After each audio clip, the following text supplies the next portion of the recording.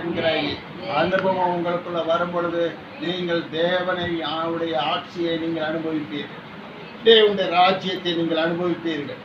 பிசாசனுடைய தொல்லைகள் உங்களை விட்டு விலகும், நோய்கள் உங்களை விட்டு விலகும். வேத வசனம் என்ன சொல்லுகிறது தெரியுமா? சாத்தானை ஜெயித்தது இயேசு கிறிஸ்துவின் நாமம். இயேசு கிறிஸ்துவின் நாமம் எப்படிப்பட்ட நாமம்?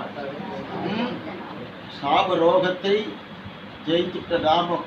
சாத்தானை இயேசுவின் நாமம் இனிதான நாமம், இணையில்ல நாமம், என்ற நாமம் எங்கள் இயேசுவின் நாமம். இனிதான நாமம், இணையில்ல நாமம், இன்ப நாமம். சாத்தானின் சேனையை ஜெயித்திட்ட நாமம், சாப பிசாசை துரத்திடும் நாமம். சாத்தானின் சேனையை ஜெயித்திட்ட நாமம், சாப பிசாசை துரத்திடும் நாமம். இயேசுவின் நாமம் இனிதான நாமம், இணையில்லா நாமம், இன்ப நாமம் எங்கள் சாத்தானின் சேனையை ஜெயித்திட்ட சாத்தான் பாருங்க 30 கோடி கணக்குல என்ன செய்யறான்? சாத்தானுக்கு நிறைய ஆட்கள் இருக்காங்க. வேத புஸ்தகத்துல ஒருவன் சாத்தானுடைய பிடியில அகப்பட்டிருந்தான். கைகளில் சங்கிலியினாலையும் காலில் சங்கிலிகளினாலும் கட்டப்பட்டிருந்து கல்லறையின் மத்தியிலே கடந்து கொண்டிருந்தான். அவன் சொன்னான், ஏய் நீ அவனை விட்டு வெளியே போன்னு சொல்லும்போது, நான் யார் தெரியுமா? நான் லேகியோ. என்ன சொன்னா? லேகியோ.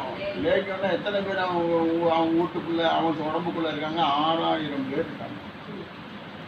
6000 பேய் யாருக்குள்ள இருக்கு? இயேசு கலிலேயா கடற்கரையில போய் இறங்கின உடனே முதல்ல சந்திக்கிற மனுஷன் யாரு? லேகியோன்கிற ஒரு அசுத்த ஆவி பிடித்திருக்கிற மனுஷன். லேகியோன்கிறதுக்கு ரோம எண்ணின்படி 6000 இராணுவ வீரர்கள் பேரு. லேகியோனுக்கு என்ன பேரு? 6000 பேர்கள் கொண்டது லேகியோன் அப்படின்னு சொல்லுவாங்க. அந்த கூட்டத்துக்கு பேர் என்னது? லேகியோன். அப்போ 6000 பிசாசு ஒரு மனுஷனுக்குள்ள இருந்துச்சுன்னா இயேசுவை நம்ப விடுமா? நான் இந்த இயேசு புறப்பட்டு போகும்போது எத்தனை பேருக்குள்ள அந்த பிசாசு போச்சுது அங்கே சொல்லப்பட்டிருக்கு. அந்த நேரத்தில் 3000 ஆவிகள் அவனுக்குள்ள இருந்திருக்கு. பன்னி மேய்க்கிறவன் 3000 மண்ணியை அந்த மலையில விட்டுருந்த போது எத்தனை பண்ணிய? 3000 மண்ணியை உள்ள விட்டுருந்துருக்கான். இந்த 3000 பன்னி அணிஞ்சிருச்சு. இவனை விட்டு நான் வெளியில போ அப்படின்னு தேவன் சொன்ன போது அந்த அசுத்தாவி சொல்லிச்சு, நாங்கள் என்ன செய்ய முடியாது, எங்க இடத்துக்கு போக முடியாது, எங்க இடத்துக்கு போக முடியாது. இந்த பன்னிகள் இருக்கு இல்லையா, இந்த பன்னிகள் இடத்துல எங்களை அனுப்புங்க அப்படின்னு சொல்லிச்சு.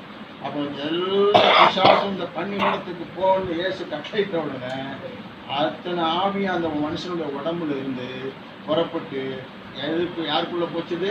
பன்னிக்குள்ள போச்சுது. பன்னி எடுத்தது பந்தயம். எல்லா பன்னியும் மொத்தமா போய் முதல் பரிசு வாங்குறதுக்கு கடல்ல போய் இணைஞ்சிருச்சு. 3000 பன்னிகளும் விழுந்து போச்சு. ஒண்ணு போல ஓடி விழுந்து. அருமையானவர்கள, 3000 பன்னிகள் ஒரு மனுஷனுக்குள்ள பன்னி போலக்குள்ள ஆவி இருந்துச்சுன்னா என்னத்துக்கு ஆகும்? உலகம் மோசமான இடத்துல இருக்கு. கீழே பார்க்குற உலகம். பன்னி என்ன செய்யுது? அதுக்கு அடிக்கப்படுகிற நேரத்தில் மட்டும்தான் அது மேலே பார்க்கணும்னு சொல்லுவாங்க.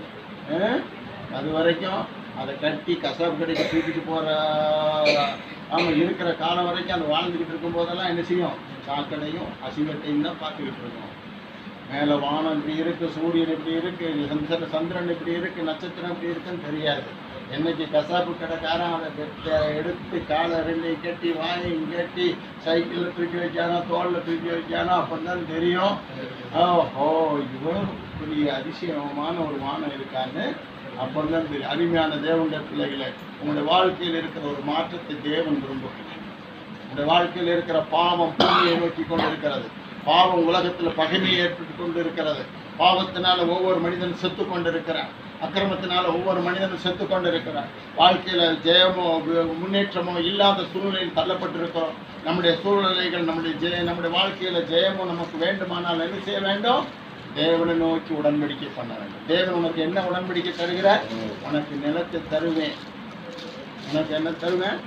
வீடு இல்லாமல் இருக்கிறவங்களுக்கு வீடு, நிலம், கட்டடம் தேவன் கொடுப்பார்.